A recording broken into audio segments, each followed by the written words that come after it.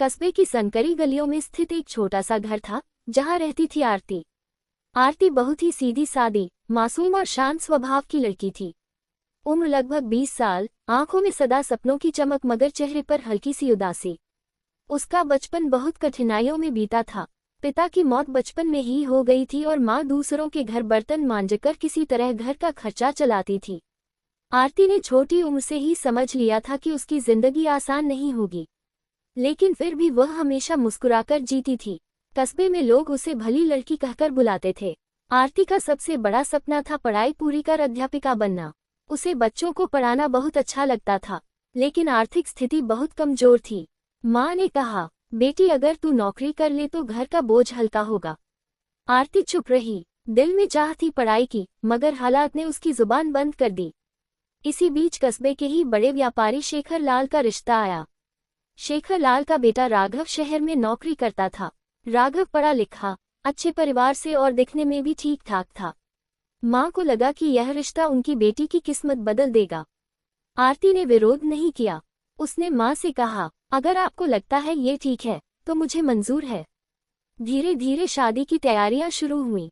कस्बे का सबसे बड़ा पंडाल सजाया गया। ढोल नगाड़ों की आवाज, रोशनी से जगमगाती गलियां और रिश्तेदारों की भीड़।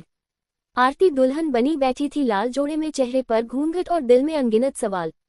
राघव ने भी उसे पहली बार सही मायनों में वही देखा। वह आरती की सादगी पर मोहित हो गया। शादी धूमधाम से हुई और आरती नए घर चली गई। नया घर बहुत बड़ा था, ऊंची ऊंची दीवारें, संगमरमर की फर्श और आलीशान कमरे।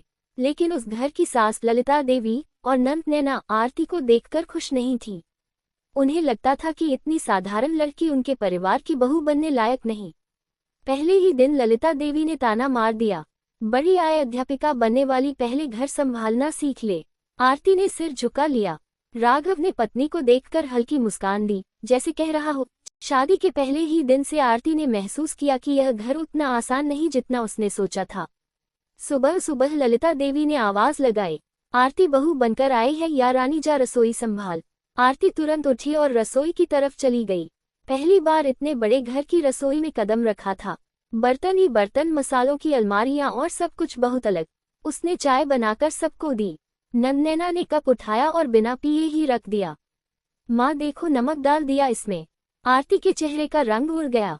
उसने धीरे से कहा, नमक? लेकिन मैंने तो। ललिता देवी ने बीच में ही डांट दिया, बहाने मत बना, अभी तो शुरुआत है और कितनी बार इज्जत डुबाएगी हमारी। आरती की आंखें भर आई मगर उसने कुछ नहीं कहा।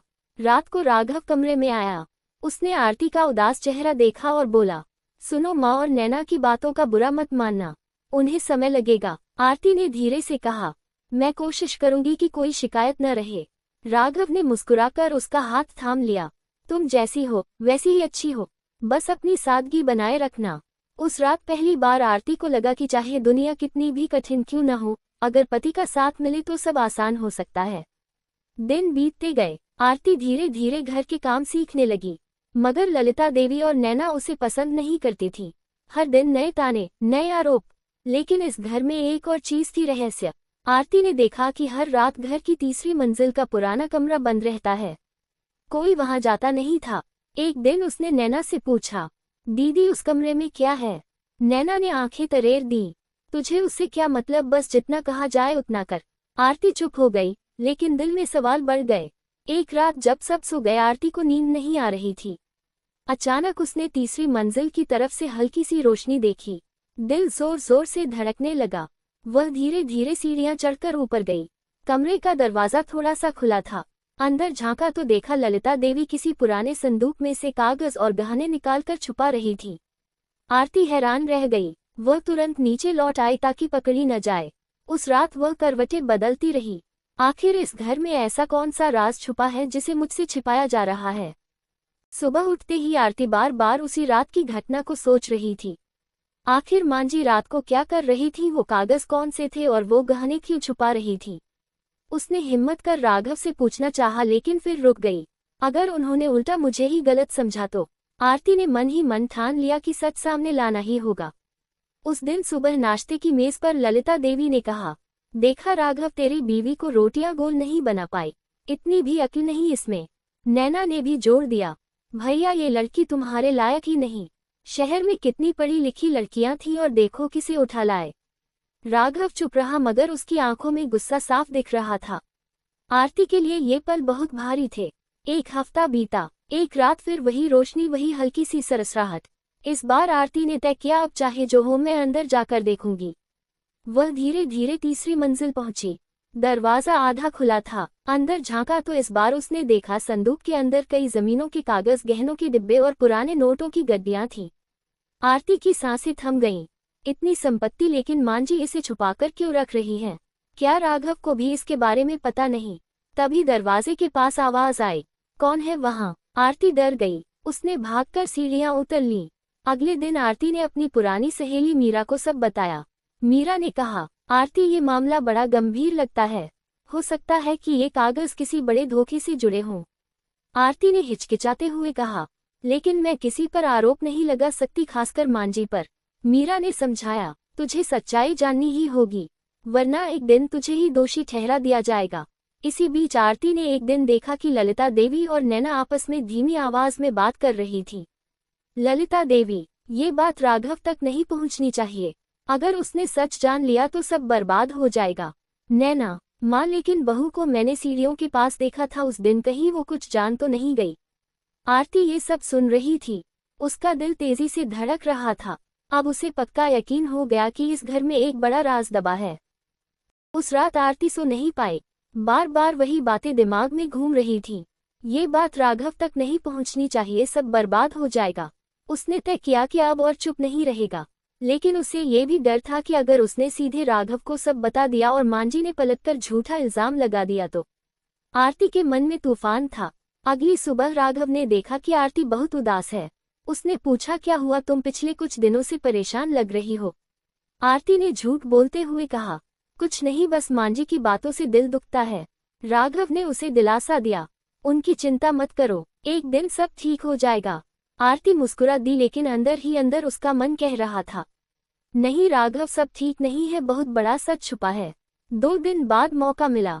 घर में सब रिश्तेदारों के पास गए हुए थे, बस आरती ही घर पर थी। उसने हिम्मत की और सीधे तीसरी मंजिल के उस कमरे में चली गई। कमरा अंधेरा था, लेकिन खिड़की से आती रोशनी में उसने फिर वही संदूक खोला। कागजों को ध्यान से देखने लगी। तभी उसकी नजर एक कागज पर गई जिस पर लिखा था, रामगढ़ कोठी, असली मालिक राजीव मल्होत्रा। आरती ने चौंक कर पढ़ा, ये तो इस घर का मालिक कोई और है, तो मांझी और पिताजी यहाँ कैसे? साथ ही उसे कुछ और रजिस्ट्री के पेपर मिले जिनमें कई जमीनों और संपत्तियों का नाम था और हर जगह मालिक का नाम कोई और था।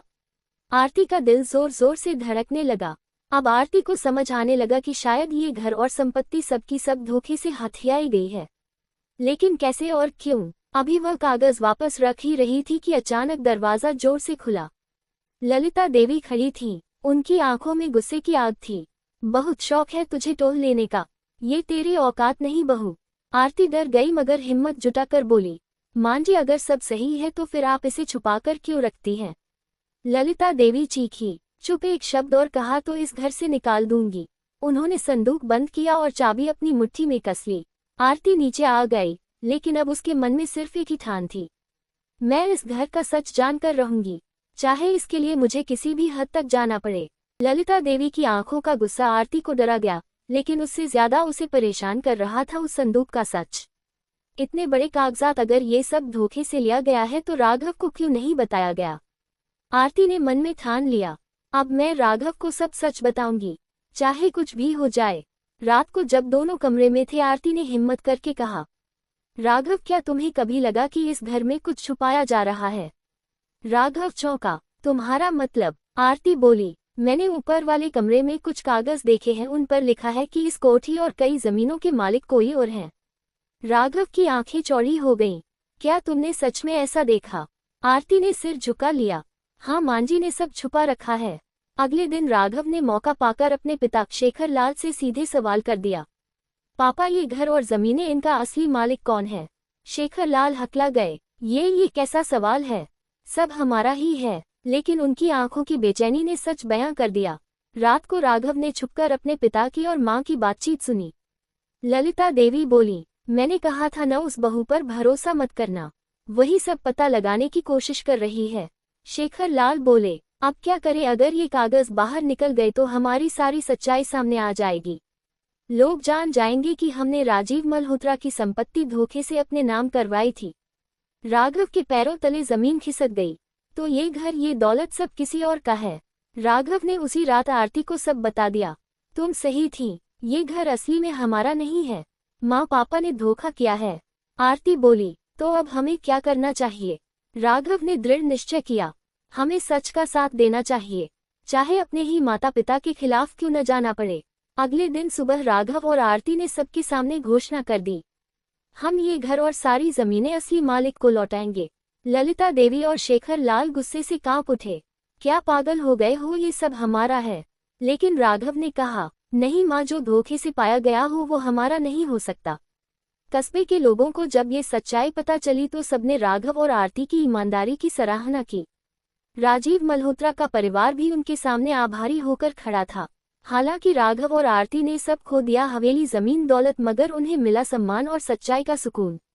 आरती ने मुस्कुराकर कहा, राघव, ये घर हमारा नहीं था, लेकिन अब हमारे पास सच्चाई है और वही सबसे बड़ी दौलत है। राघव ने उसका हाथ थाम लिया। तुम सही कहती हो आरती, सीधी सादी जिंदगी ही सबसे सुंदर होती है। चेरी ब्लॉसम कहानी का संदेश। उंगली से दाहिनी ओर इशारा, सच और ईमानदारी भले ही कठिनाई में डाल दे, लेकिन अंत में वही सबसे बड़ी जीत दिलाता है।